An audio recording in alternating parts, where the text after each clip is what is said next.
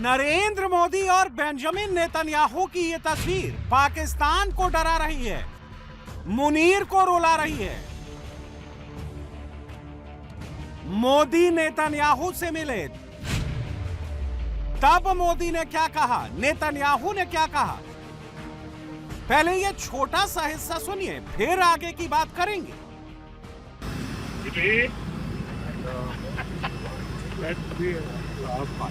Good to see you.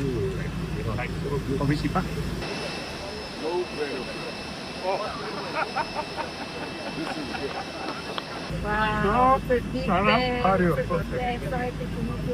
You see what you want? Look at the yes, color. my bro.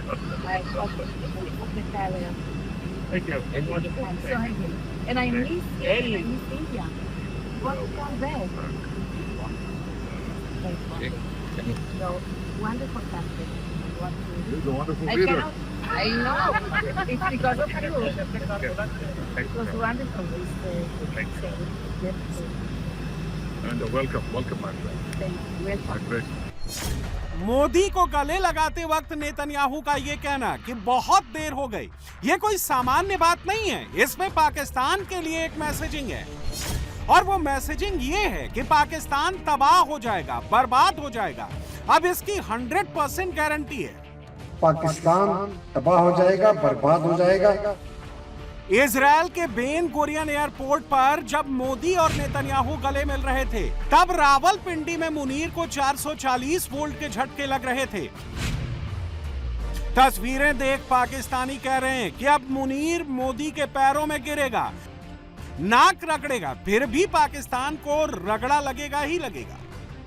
तुम इनके पैरों में गिरोगे, तुम नाक रगड़ोगे, ये फिर भी एक दूसरे के दोस्त रहेंगे, और पाकिस्तान को तो रगड़ा लगना ही लगना है।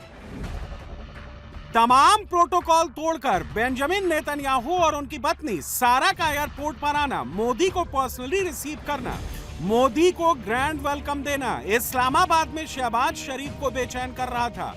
पाकिस्तान में नॉनस्टॉप यही टेप चल रहा था कि मोदी की ये इजरायल विजिट पाकिस्तान के लिए रेड अलर्ट है।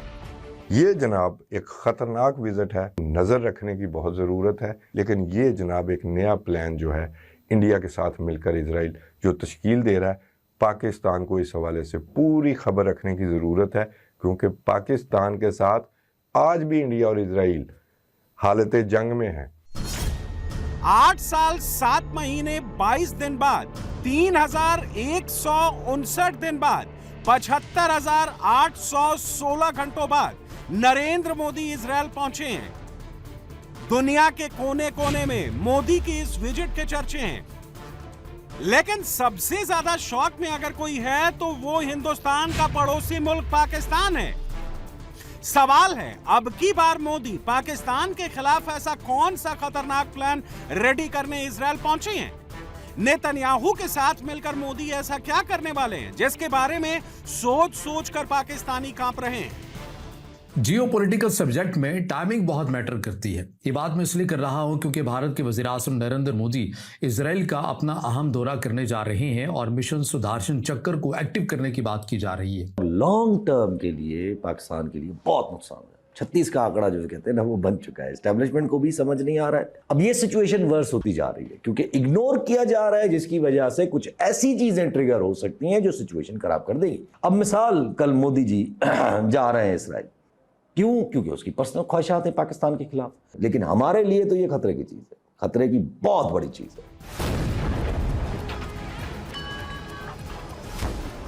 मोदी के इजरायल दौरे से पाकिस्तान अचानक इतना क्यों घबरा गया है, इसे 3 तस्वीरों से समझिए।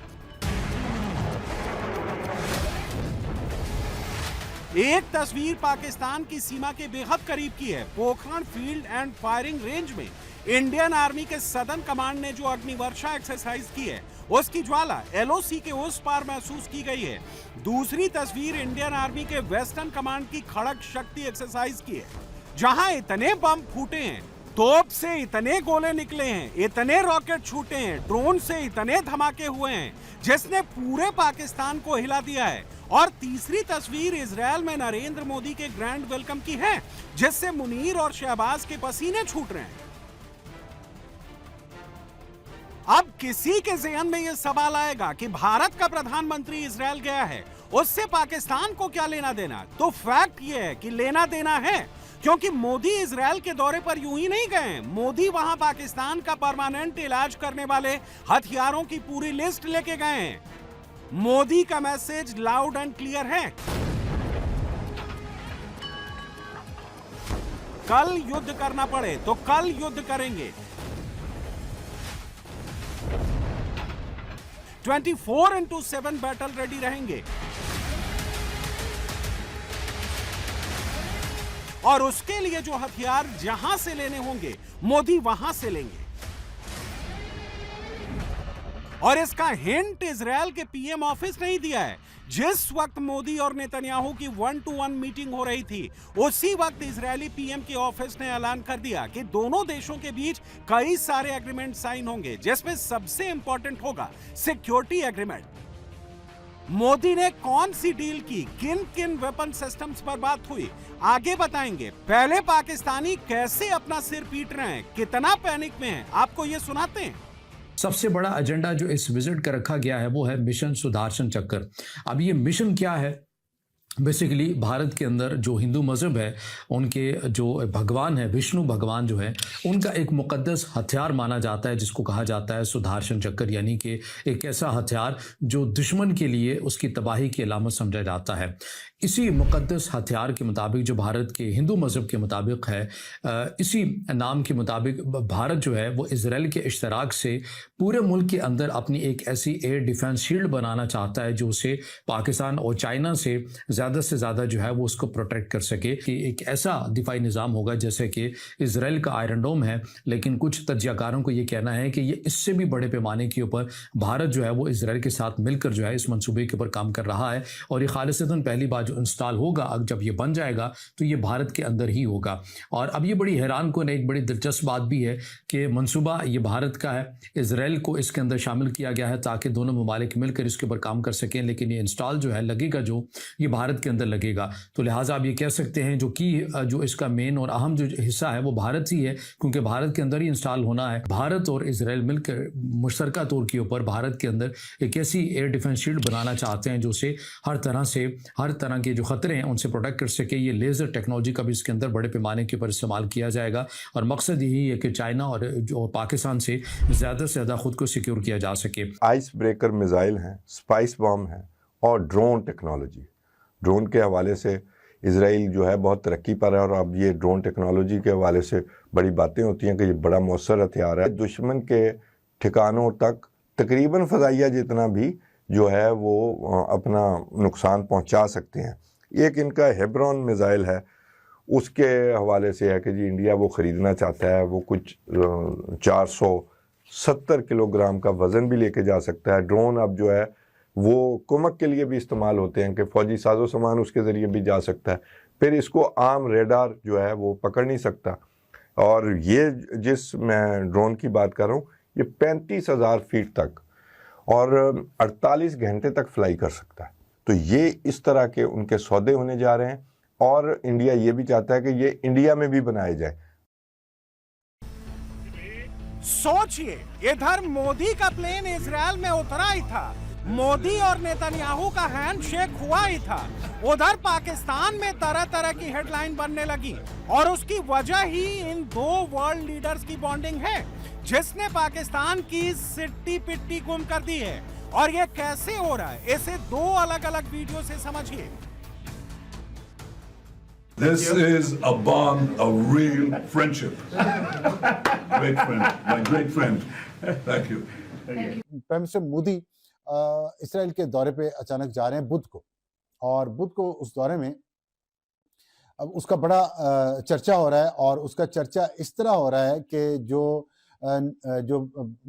नेतन्याहू है उन्होंने एक बयान दिया है, उसमें उन्होंने कहा है कि वो बुध को आ रहे हैं मेरे दोस्त मोदी, और फिर उसके वो जब पहुंचेंगे तो जो मैं विजन मुझे नज़र आ रहा है, जो मुझे मेरा ड्रीम नहीं विजन बल्कि जो मुझे नज़र आ रहा है उसके मुताबिक, और मेरी आंखें जो देख सकती हैं मुस्तकबिल में, कि हम दोनों मिल के एक ऐसा मुकम्मल निज़ाम बनाएंगे हम जिसमें हम इत्तेहादी होंगे और जो हमारा इत्तेहाद अराउंड और with in the middle east, around and with in the middle east, around में पाकिस्तान है।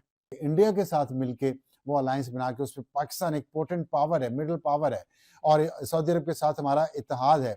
उस इत्तेहाद की वजह से उसको तोड़ने के लिए पाकिस्तान को कमजोर किया जाना बहुत जरूरी है, और पाकिस्तान बहुत बड़ा खतरा है। ईरान के बाद पाकिस्तान की बारी है, तो ये बातें तो अब ओपनली होना शुरू हो गई हैं। यानी पाकिस्तान मान कर बैठा है कि इस बार नरेंद्र मोदी नेतन्याहू के साथ मिलकर कुछ ऐसा करने वाले हैं, कोई ऐसी डिफेंस डील करने वाले हैं जिससे भविष्य के युद्ध में हिंदुस्तान पाकिस्तान को पूरी तरह नस्तो नाबूद कर देगा। अभी तक फुल डिटेल तो नहीं आई है, लेकिन रिपोर्ट्स के मुताबिक मोदी के इस इजरायल विजिट में भारत $8.6 बिलियन के इजरायली मेड वेपन्स का सौदा कर सकता है, जिसमें Spice 1000 precision guided guidance kits, Rampage air to surface missile, air launch ballistic missile LORA, Ice Breaker naval cruise missile शामिल है। हथियारों की इस डील का पता चलते ही पाकिस्तान में कमेंट्री शुरू हो गई है। पाकिस्तानी खुद कहने लगे हैं कि अब की बार मुनीर मोदी के पैरों में गिरकर नाक रगड़ेगा, फिर भी नहीं बचेगा। लेकिन मैं सिर्फ इतना कहूंगा कि यार कुछ शर्म कर लो, ये तुम्हारी खारजा पॉलिसी, ये पेज है तुम्हारी खारजा पॉलिसी। आखिर ना पाकिस्तान ने ना जबरदस्त खारजा पॉलिसी बना ली। तुम इसराइल की गोद में बैठे हो, बगलगीर इसराइल मोदी के साथ हुआ। ये तुम्हारी नट शेल में तुम्हारी खारजा पॉलिसी। तुम इनके पैरों में गिरोगे, तुम नाक रगड़ोगे, ये फिर भी एक दूसरे के दोस्त रहेंगे, और पाकिस्तान को तो रगड़ा लगना ही लगना है।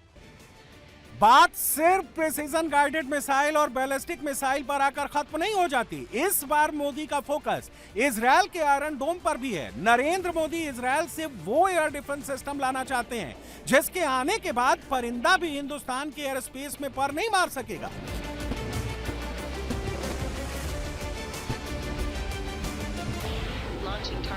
वैसे भी पूरी दुनिया को पता है कि इजरायल का एयर डिफेंस सबसे सॉलिड है, सबसे पावरफुल है। मोदी वैसा powerful air defence system Hindustan लाना चाहते हैं। इजरायली अखबार हेराज के मुताबिक भारत काउंटर ड्रोन सिस्टम, खासकर ड्रोन के झुंडों से बचाव के लिए आयरन बीम चाहता है। हेराज के मुताबिक 5 एडवांस हथियारों का सौदा करीब करीब तय है। रिपोर्ट के मुताबिक इनमें राफेल और एल्बिट द्वारा बनाए गए laser based system, Israel Aerospace Industries की तरफ से बनाए गए एरो सिस्टम और राफेल द्वारा बनाए गए डेविड स्लिंग और आयरन डोम शामिल हैं। नरेंद्र मोदी के इस इजरायल दौरे का एक अहम हिस्सा सुदर्शन चक्र डील को फाइनल करना है। इसमें इजरायल की दुनिया भर में मशहूर आयरन डोम और डेविड स्लिंग टेक्नोलॉजी को भारत के देसी एयर डिफेंस ग्रिड में शामिल करना शामिल है। यानी भारत और इजरायल के बीच आयरन डोम एयर डिफेंस सिस्टम और एरो सिस्टम के लिए समझौता हो सकता है, जो लंबी दूरी की एडवांस बैलिस्टिक मिसाइलों को रोकने में माहिर है।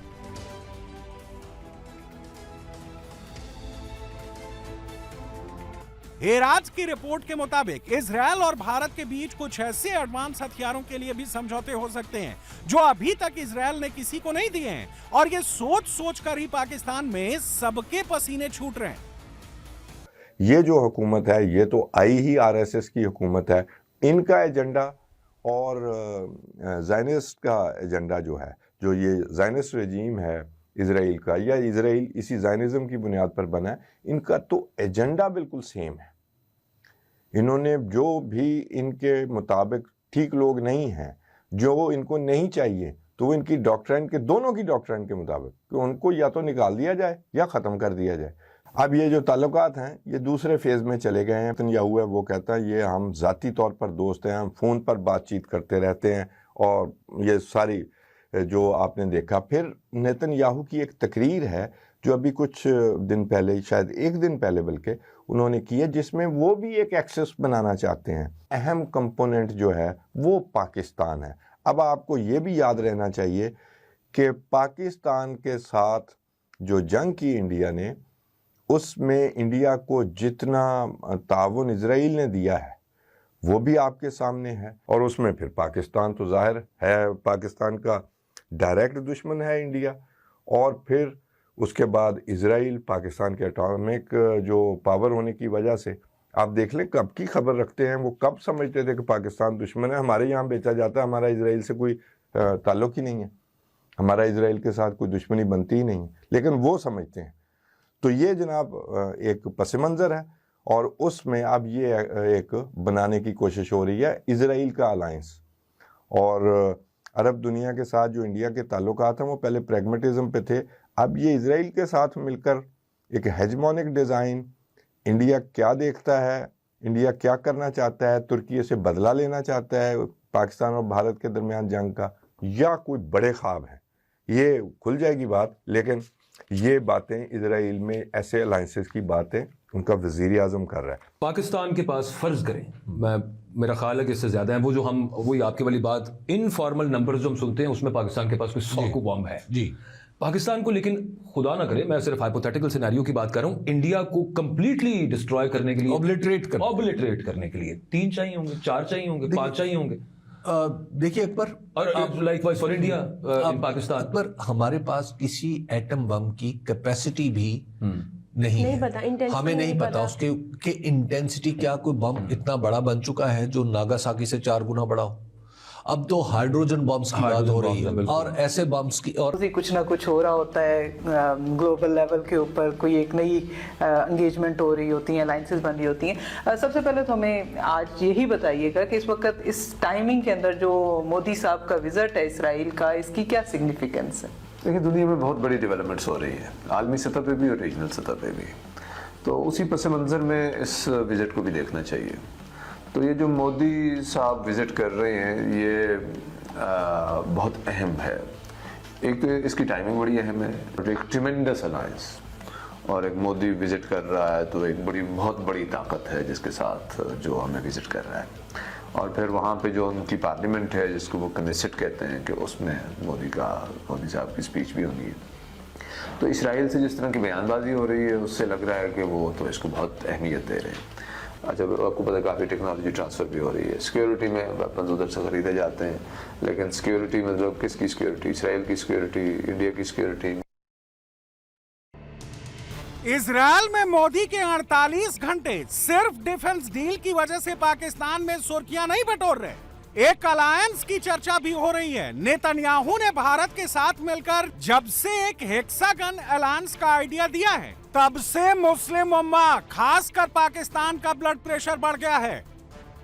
पाकिस्तान के मंत्री से लेकर संतरी तक, फॉर्मर डिप्लोमेट से लेकर आर्मी चीफ तक, पत्रकार से लेकर आम आदमी तक, हर किसी को यही लग रहा है कि मोदी और नेतन्याहू पाकिस्तान को घेरने वाले प्लान पर काम कर रहे हैं। कट्टरपंथी ताकतों के खिलाफ संभावित गठबंधन के इस षटकोण ने मुनीर के मुल्क में सबकी नींद हराम कर दी है और अब पाकिस्तानी मान कर बैठ गए हैं कि ट्रंप भी मोदी और नेतन्याहू के प्रकोप से मुनीर और उसके टेरर इकोसिस्टम को बचा नहीं सकते।